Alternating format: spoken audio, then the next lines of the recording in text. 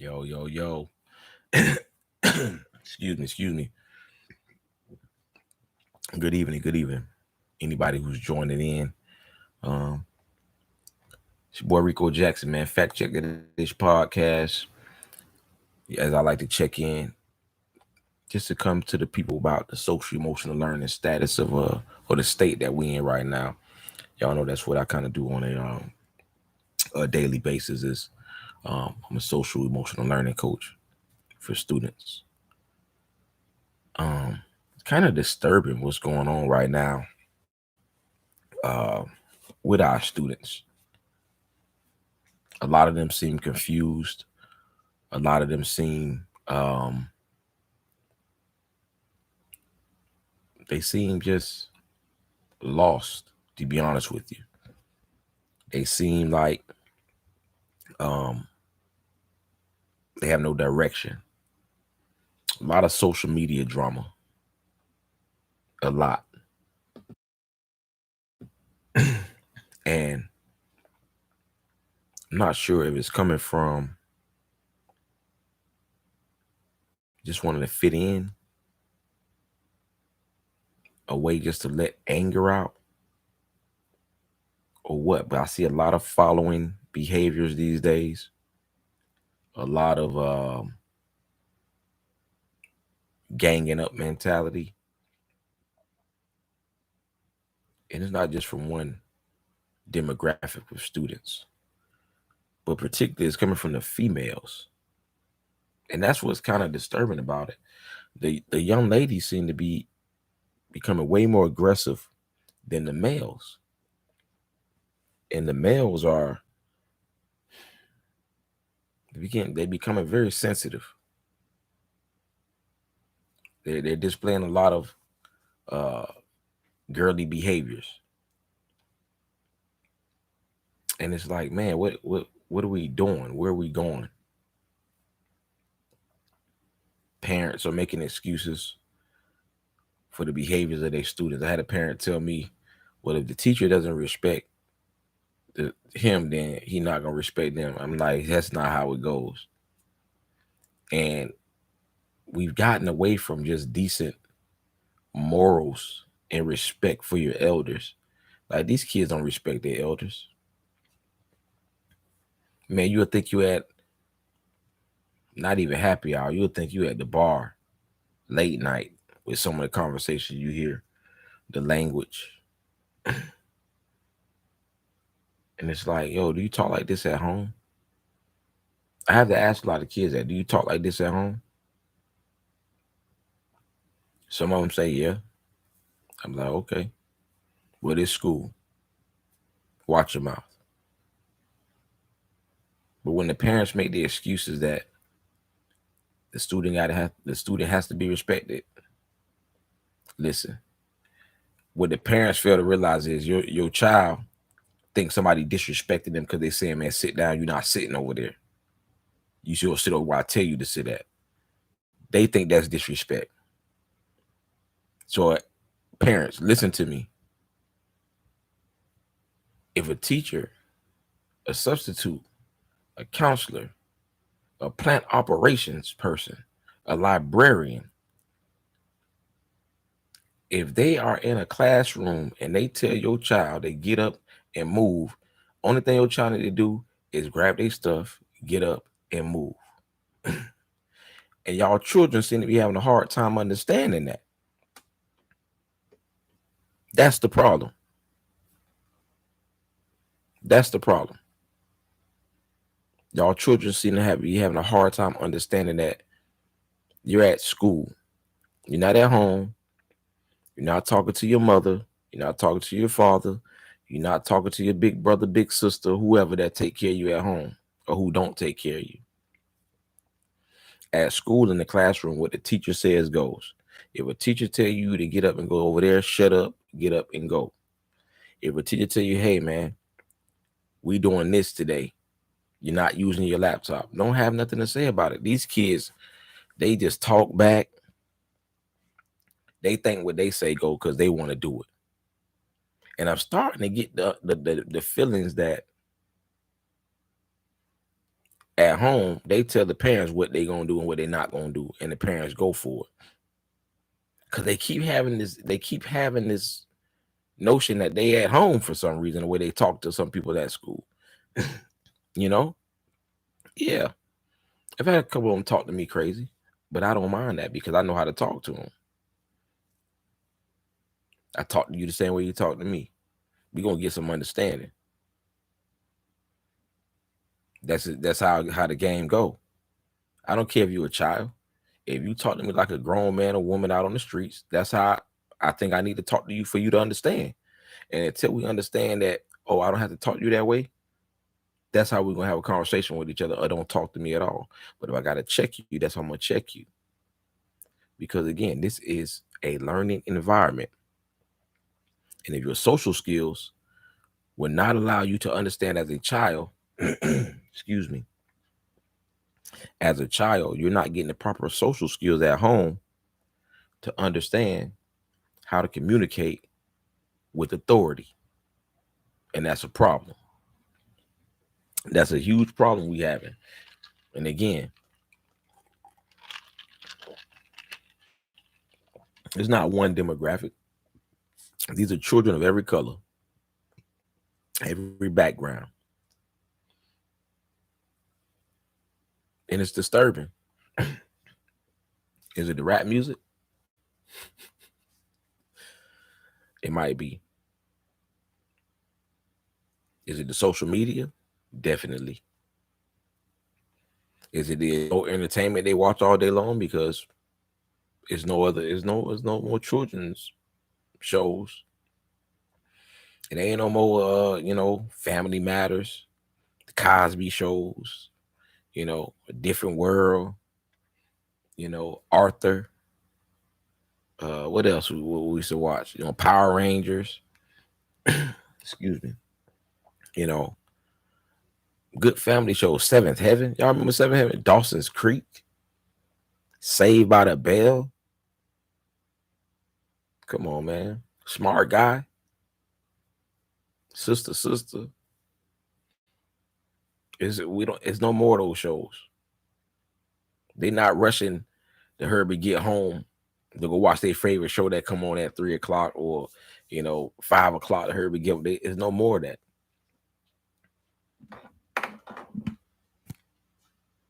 This right here is the cause of a lot of problems at school. If you don't know your child's GPA, their grades, this probably some of the cause of your problems too as a parent. I'm just being real with you. That's the only way I know how to be with you. I'm not gonna sit there and sugarcoat what's not going on. Parents, y'all slipping. Some of y'all try, and I thank y'all for that. Some of y'all actually call the school. Some of y'all actually set appointments to have parent conferences and try to figure out what's going on. But y'all need to listen a little bit more. Y'all need to, come to school and ask to observe. Come to school and ask to shadow your student. We ain't got no problem with that. Because if you can actually see your child in the raw, I think you'll understand a little bit more. Because y'all be forgetting what y'all was doing when y'all was kids. I'm be real, and I got in trouble a lot when I was in middle school and elementary. Like I was always horse playing. Not like these kids now. I never disrespected an adult, never disrespected a teacher. I didn't skip class. I didn't do none of that stuff. These kids now just think being 4 or 5 minutes late is no big deal. And when I try to talk to y'all children about being 2 minutes, 1 minute late to class, I try to give them some real life skills and how to communicate. A lot of their responses is whatever. They don't care.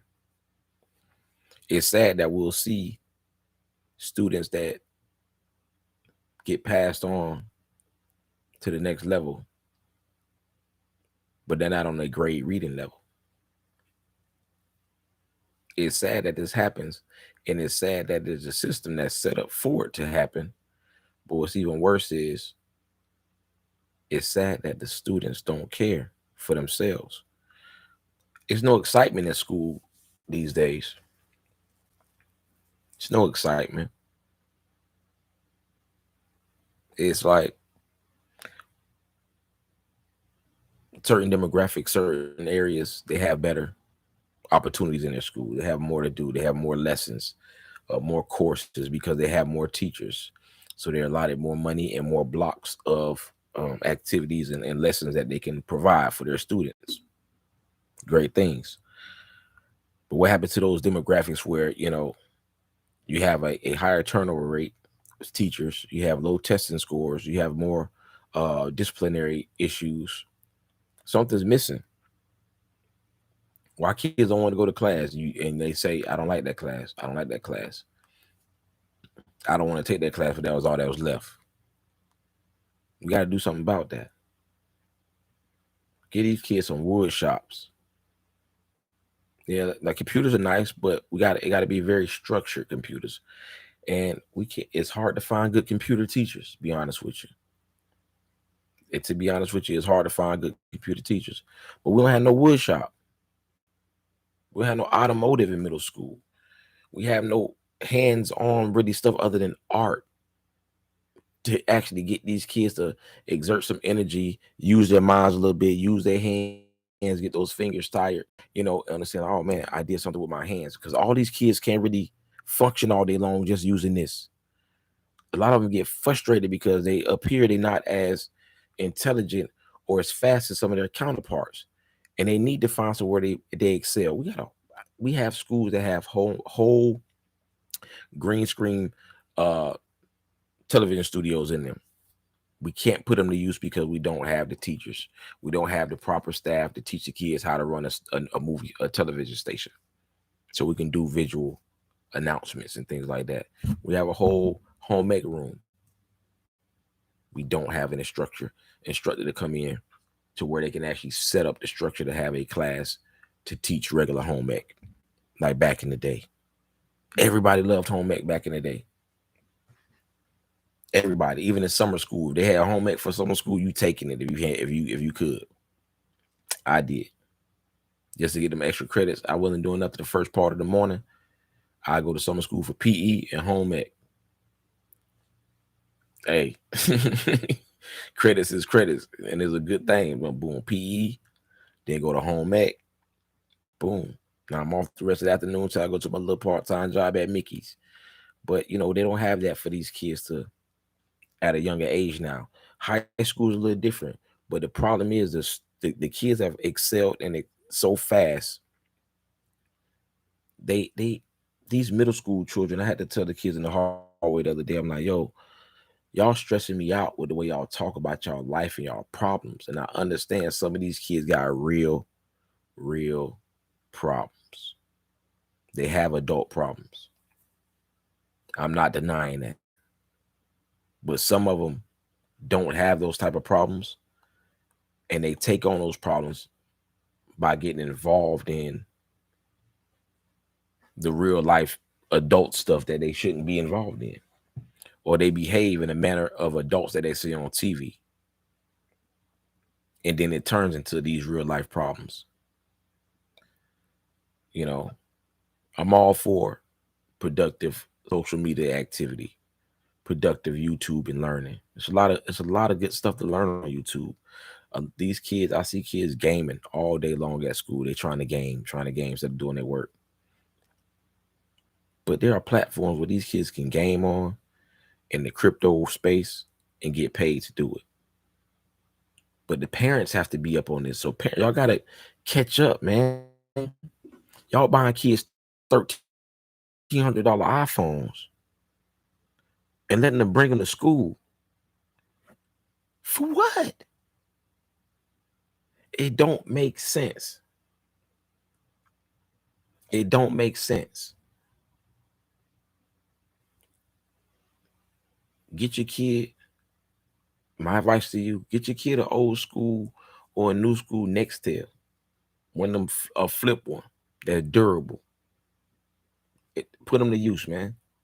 Make them have to type, push them button 3 times to text. See how much they usually do in school, then they won't. Because at this age here, they don't need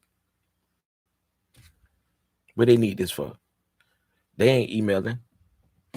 They ain't sending invoices. What they doing? They doing what y'all allowing them to do. Yeah, you got a family plan, but you ain't got to get the phone free phone. You ain't got to get the 4 iPhones. You'll get 2 for you and whoever, then get them little flip phone, little cheap something. But the point I'm trying to make is they don't need it at school. And they cause a lot of problems at school. Over the weekends, after school. They on Snapchat, they on social media, they beefing with each other, they sending messages. Back in the day, we had to get on the phone and maybe do a 3-way call to spread the rumors and the false lies and things like that. Now it's right there. If you look down, it's right there.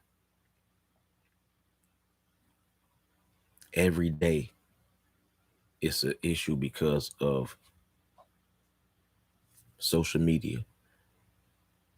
It's coming from outside of school, back to school, down the street to the after school program, to the park, to the point where police are being called to people's houses because people showing up at people's houses. White, black, Spanish, Asian, Hispanic, whatever. All is happening everywhere. What are we gonna do about it? A lot of y'all got these 9-to-5 jobs that y'all swear y'all so tired of. Y'all swear y'all tired of y'all 9-to-5 job, but y'all just too comfortable in them. Listen. I got a solution for you. And some of you got children. Some of you got children. If you're looking for a career change, you got your bachelor's degree, master's degree. Some of y'all got these degrees that y'all can't not even put into use. Now granted, you may be making way more than a teacher. A lot of people do. But you find these teachers it's more teachers who love their job that don't. Yeah, they may complain. Yeah, they may talk trash and have those bad days and be like, yo, I'm about done with this. They not. Because deep down, they really care about it. And they may have not all of them did not start off that way. But one day something hit them. And they say, you know what? I think I should do this. We need more people like that. So we need some of you parents need to, quit your job. Come be a teacher. Work at the school that your students go to. Every school is hiring. Trust me. Every school is hiring. And if they're not, they always need volunteers. They always need mentors. You know what I'm saying? We got to do something to bridge this gap, the real gap that's broken. We talk so long about bridging the gap for a color barrier with black males, bridging the gap, stopping the school to prison pipeline, which is something that seems to be promoted more than stopping, because what are we doing to actually stop it? Nothing at all. Nothing at all. I can say that. You know why? Because who it affects? The majority. People who look at me, young black males who I used to be, who some of my closest friends used to be, right? Some of us made it. Other ones got caught on the pipeline. Ali, he really didn't have a chance to make it or get on the pipeline. He was gunned down by the police for robbing a 7-Eleven. in middle school. So when we talk about these things, and I try to offer advice to how we can maneuver some of these things, I'm not talking from no textbooks. I can talk my talk because I actually put my boots on the ground and walk the walk. And a lot of people just read books and sit behind desks and look at numbers. They say the numbers don't lie, but sometimes they're very misconstrued. So let's just be 100 about that. We got to stop doing all this here and start doing this right here. That's what we got to do.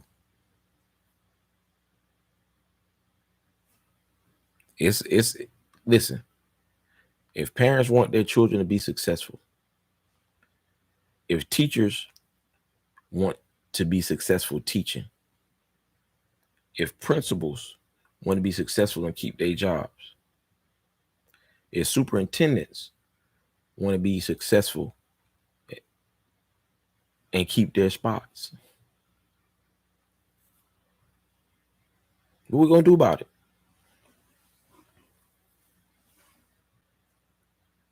Everybody got to chip in. And it starts from the top down. It starts from the top. And for the longest, I've been somebody from the outside looking in, luckily to be right there in the middle. And I can comment on both sides because I sit on the fence. I'm a neutral party right there, right in the midst of it. And maybe that's why administrators feel comfortable talking to me, teachers feel comfortable talking to me, parents feel comfortable talking to me. Heck, I think everybody feel comfortable talking to me once they get to know who I am and understand what I do. And I'm there for the success of the students. No, we're not gonna all get along. Yeah, some teachers probably shouldn't be teaching no more. We know that. Yeah, it's time for some of them to throw up the chalk. Like LeBron, throw it up. But some of them still need to work too. I seen a principal get clipped early when I thought she could at least roll out another year.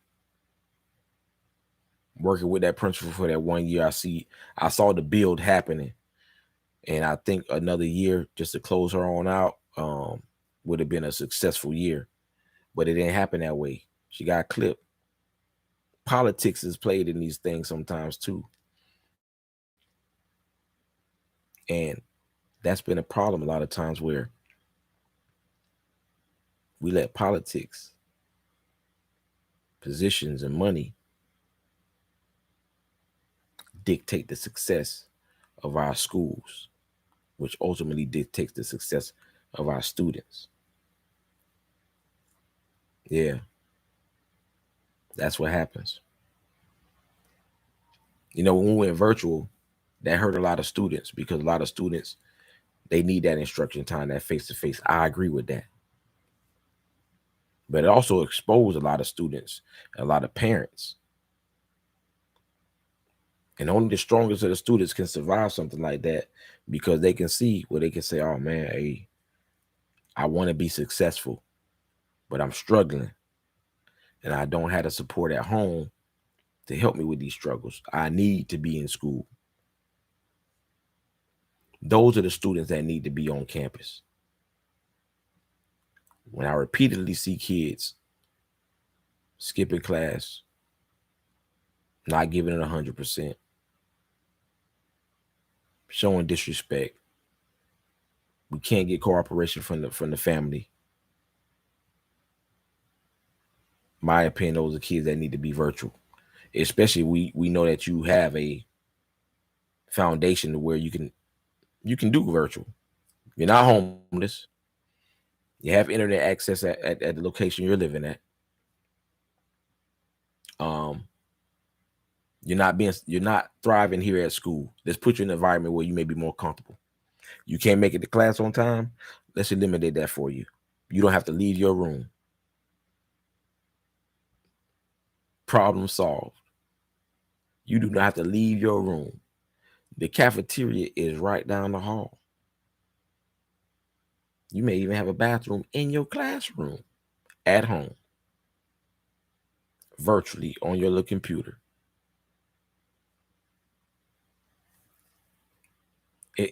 That'll solve a lot of problems.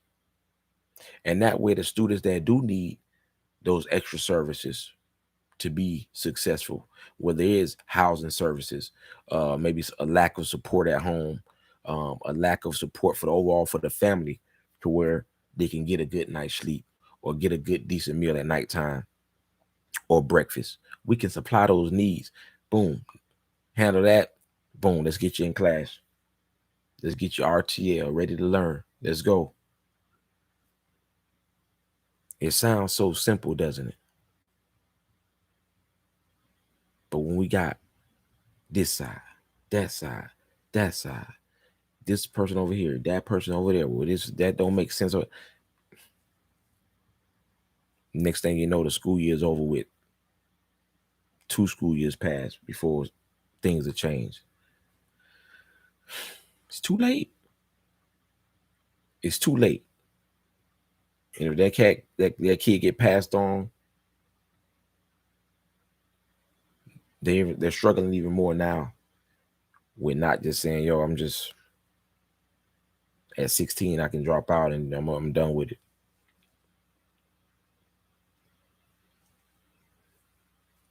We losing the battle. We got a lot of money for a whole lot of other stuff in this country. The education not one. Why is that? Why is that? We got a lot of homeless kids out there. I know nobody care about the homeless people. I know nobody does.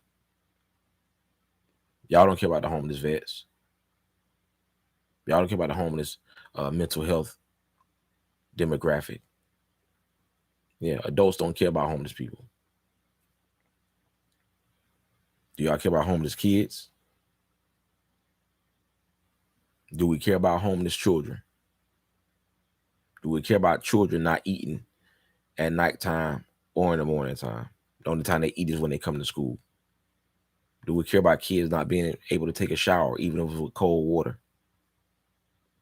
Do y'all at least care about that? Because I know y'all don't care about homeless people. But do you care about homeless kids?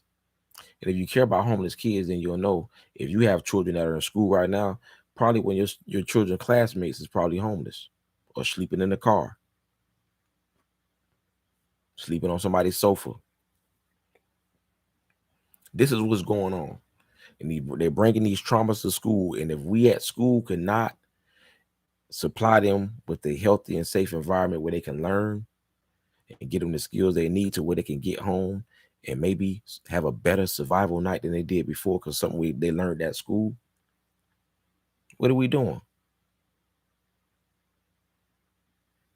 We wasting time. That's all. If we're not doing that. So it is what it is, man. I just hope that, I don't know who this message is going to reach. I hope it reaches one person to say, hey, man, what can I do to try to change their life, try to improve this educational system, the life of these kids who so desperately need some positive role models right now. They need more than just the internet. They need more than just reality TV stars, R&B, rap singers, rappers who only promoting negativity and shoot them up, bang, bang, and selling drugs. And the only thing they can tell you is get money. And none of them can tell you how to get money the right way. That's the problem. So we gotta switch this up. We gotta switch it up, man. Hey, man, it's your boy Rico Jackson. Fact check this podcast. Hey, man, I'm out.